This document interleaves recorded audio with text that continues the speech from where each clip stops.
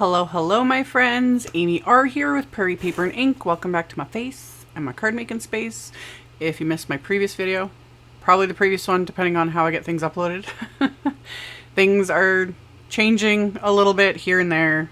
Just bear with me as I slowly try to get more organized. Anywho, today's video, or this video, because I will be uploading probably multiple videos here and there in a day, just getting caught up, story of my life. Anyway, unboxing of Simon Says Stamps August 2023 card kit. I always have to stop and remind myself because it's a month ahead.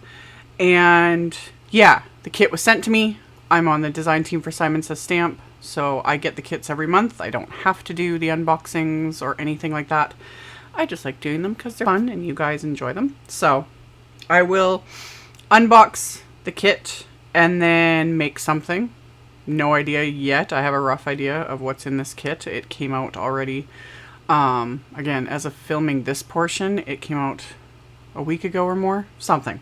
So I'll have a link to all the things. I'll have a link to the kit. There's options. You can get just the kit. You can get the subscription. If you do the subscription, you're not locked in. You can choose whether or not you want to pay for that month and get that month's kit. And then I'll link to everything that's available individually as well. All the things, like always. So let's flip the screen and I will show you guys what's in the kit. Alrighty. Okay, so here is the kit.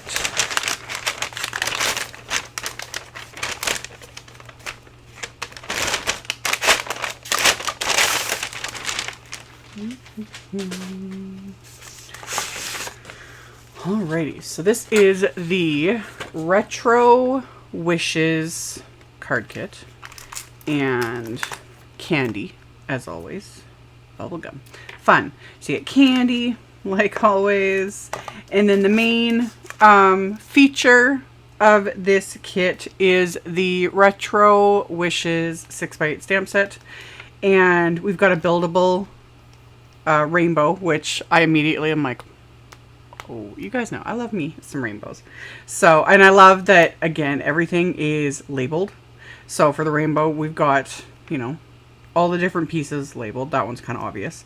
Then we've got different little like medallion type images to build and create patterns.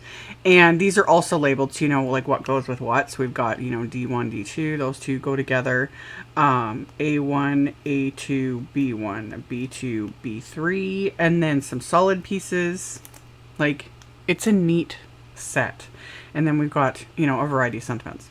There is a coordinating wafer die set for this that is separate, that's not with the kit. Again, as of filming this, I think the wafer die set's actually sold out, but it will get restocked ASAP.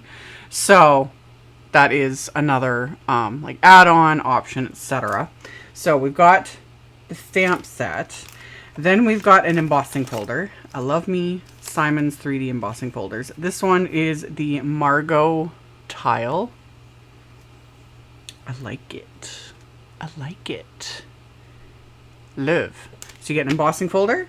There's a little stencil set. This is the Pinwheels stencil, and I think it's, is it 2 or 3 pieces? If I can get it out of here. It's 2.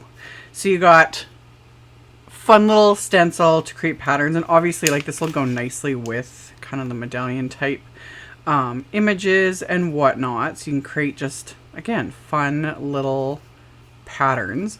So you get a little stencil set, which also you get a little like foam applicator, which you can use to like apply selective inking. So you get that.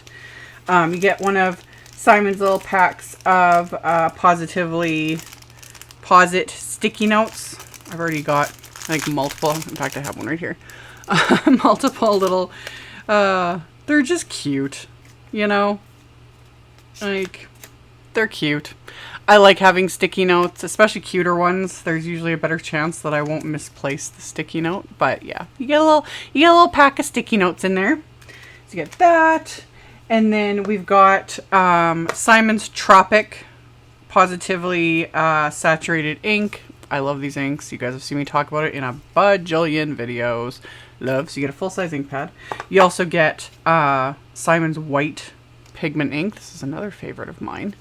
And this is perfect because I think it was time for me to get a fresh ink pad. So hooray. We got that. And then there is a pack of, this is PinkFresh Lovely Blooms pattern paper. And it's just pretty. Really pretty.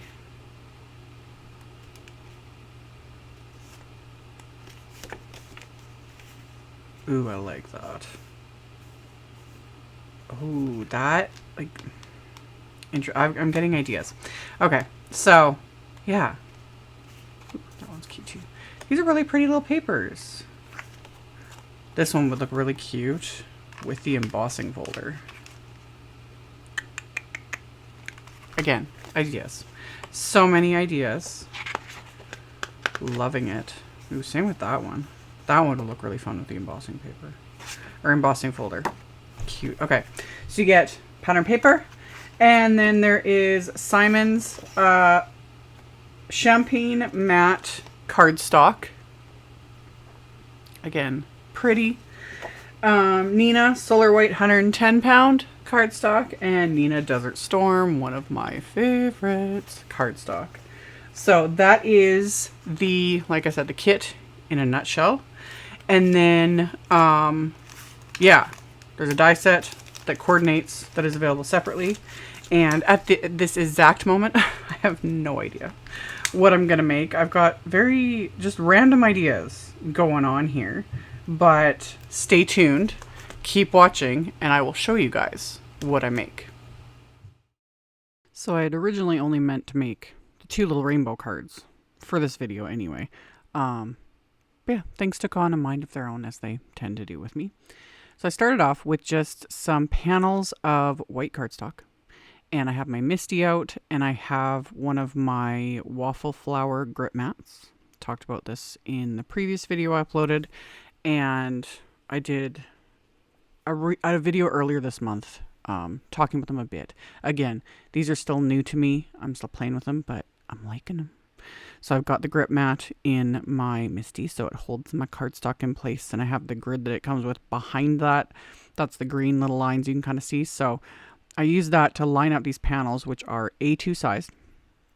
And then I pulled out several Simon Says Stamp Pawsitively saturated inks. And I'm going to stamp these rainbow pieces, rainbow layers, whatever, with these inks. And after I stamp it once on a panel, I took a second panel and I put it up in the corner of my MISTI and would re-stamp that image, as you can see here, without re-inking the stamp. So I was getting a second generation, because the panels with this lighter rainbow that's going to be lower in the corner, those I'm going to use on the inside of my cards, because you guys know the insides of the cards can't be naked. They need to have something. So I was doing that, and while I have everything out, it's like, why not do more than one? Technically, you could do a whole set of these. It'd make a cute little gift set, you know, if you did a whole bunch of them with the rainbows and little sentiments and all the things. But I only did 2, and I went different with the colors of the rainbow. I've talked about this before. You guys know, I love me rainbows. I love things in rainbow order. Like, rainbows just make me happy. But I really love doing, I'm using air quotes, but like non-traditional rainbow colors. And yet it's hard for me because, you know, I'm always like, it needs to be in like right GPEV order. But I took inspiration from the pattern paper, and I was like, you know, you can do it. You can do this. You can do this. Like, let's mix it up a bit. So that's what I did. And I'll link to the specific colors I used, but I started with Simon's Guava ink, and I used Cantaloupe, and then I used Tropic, which is the color that comes in the kit, and then Field, and then Marine. Not something I would ever think of, but I was specific that actually that pattern paper there in the upper left corner, that one pattern that comes in the kit, that's where I pulled like all the colors from. And yeah, it was just fun. And I didn't worry about getting the stripes of the rainbow lined up perfectly either. Something that, you know, over time, I would spend way more time. This is all sped up in editing, by the way, too, as always. I don't make cards near as fast as the magic I can make it look on these videos. But I just didn't bother, you know, trying to make it perfect, trying to space them perfectly. And on top of that, it actually kind of looks cuter, in my opinion, that it is a little quirky and that they're not perfect. So after I stamped my little rainbows, I pulled out Honeybee's Gold Pigment ink, and I just used there's like these little star type images in that stamp set. And I took just this one and I stamped them around these rainbows with that gold pigment ink, and did the same thing, like took kind of the second generation of it and would stamp it on the pieces that are going to go on the inside of the card. So it was just paler. And then I wiped off the ink off the largest little starburst and would only ink up the smaller one just so I could stamp that a few more times just to mix it up a little bit, kind of break up the pattern, and set those aside. And then grabbed a scrap of just black cardstock from my stash, and I am going to stamp sentiments from that same set onto this black cardstock. So I use my anti-static powder tool, and then I'm going to ink up these stamps with that white pigment ink. You can do either or. You can use clear embossing ink, or you can use white pigment ink. Personally, honestly, I generally just use, you guys see in like all my videos, I just use my clear embossing ink when I'm heat embossing. But yeah, white pigment ink works great too. And it does help sometimes so you can actually see, you know, that you got everything stamped when you're using a pigment ink. It can also help fill in if you miss spots, that sort of thing. But again, I just prefer my clear ink. It's just habit.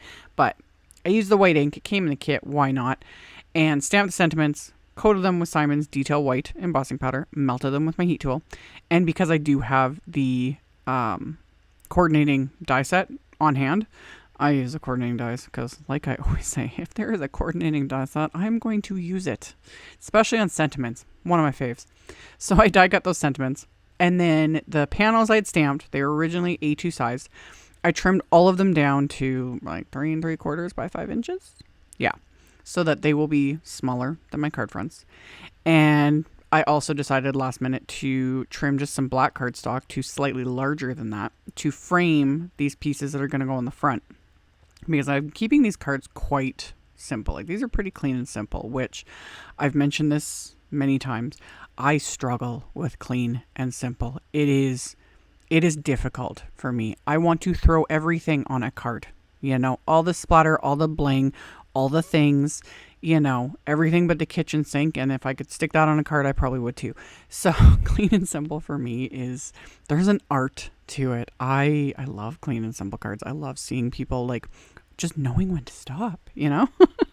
But I kept these pretty clean and simple, so pat on my back for that. So I adhered everything. My card bases is that Neenah Desert Storm cardstock, and that was also, I kind of like how I wouldn't call it necessarily a muted rainbow per se, but the colors just went nicely with this Desert Storm and just something a little different. So I did all of that. And then those sentiments, I put some waffle flour, just black foam strips on the back of them, and then pop those into place.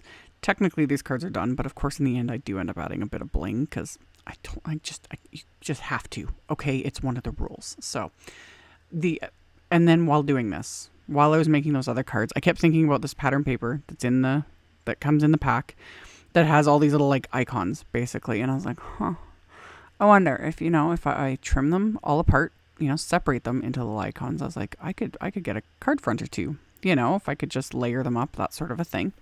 So I took that piece of pattern paper and my guillotine trimmer, and I cut apart all of these little pieces from that one card front. And I was originally going to do just one more card.